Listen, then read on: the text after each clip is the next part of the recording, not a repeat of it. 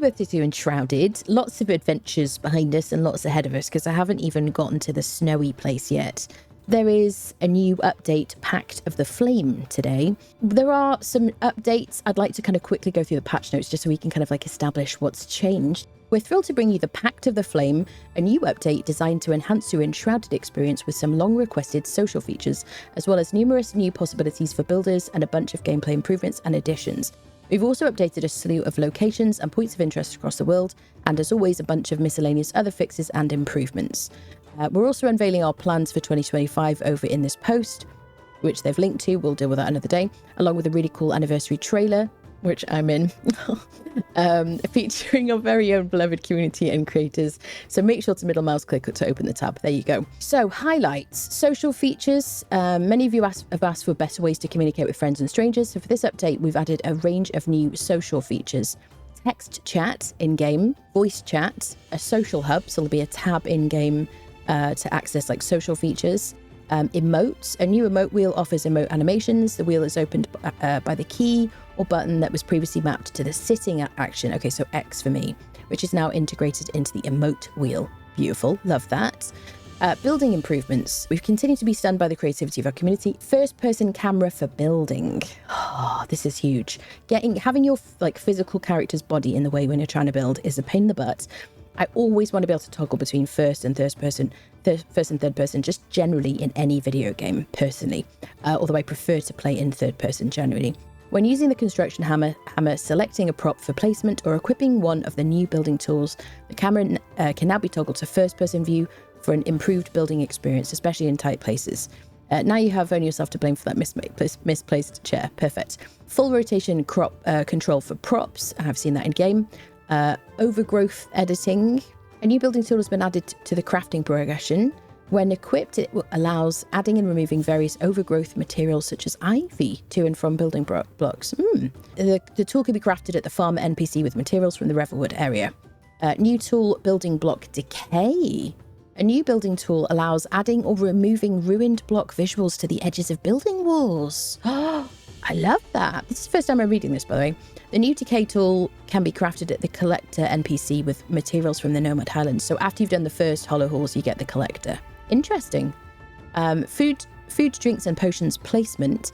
A new type of prop consisting of plates, boards, and coasters allows the decorative placement of a vast selection of food, drinks, and potion items. I love that. I love putting food around my place in Valheim, so that's going to be great. Finally, dinner tables can have dinner on them. Beautiful. They can be crafted at the farmer NPC when wood planks are unlocked. New props and materials. More than 70 new or previously unavailable props are now accessible for crafting and placing into the player base. This is the perfect time to try out the new placement rotation option. Along with the other new props include leather sofas, large statues, a new set of sturdy doors. I did notice that our double door in the building looks different, actually. New sets of braziers and lamps, numerous home decor props such as baskets, pots, and buckets, new type of room decorations such as room dividers and sigils as wall decor. 2 new building materials are available, a yellow variation of the stained glass building blocks and a new stone wall terrain material. A questing introduces a new trader for vanity items and decorative props while we celebrate the Lunar New Year. The trader will also stay as a permanent villager. For the player base if invited by the Flameborn. A new quest introduces a new trader. That's super cool for Lunar New Year. Okay, very exciting. Gameplay improvements. Skills can now be individually reset in the skill tree. Oh my god, I'm so grateful for that. Oh my god. Because it's a skill forest, isn't it?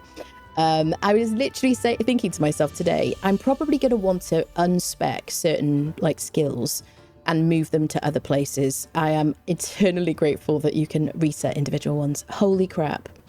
That's huge. Because trying to remember everything that you had previously like spent your points into, oh my god, what a nightmare. Visual parry indications have been added to enemies that didn't show the parry opportunity before, but we know some will probably still mess up the timing. Visual parry opportunity indicator has been added to enemy projectiles that can be parried. Ooh, this might get me parrying, actually. I parry a lot in Valheim, particularly I love parrying a projectile. It makes me feel very skilled. So I might have to try that. A new farming animal. Be still my heart. This is so exciting.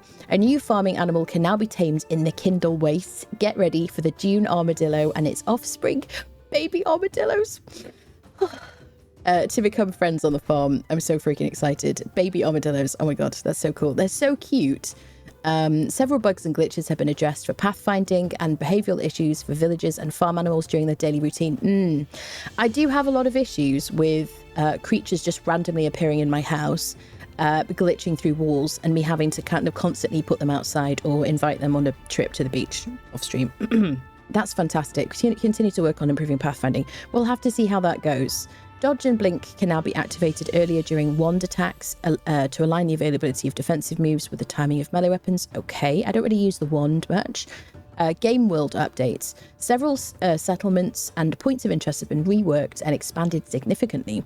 Among others, the following locations have been updated: Moth's Grove, Sayland Quarry, Netherton, Fox Chase, Rookmoor, Fenrig's Farm, Morwenna, Roost Nook, Cloverbrook Farm, Mystery Catacombs.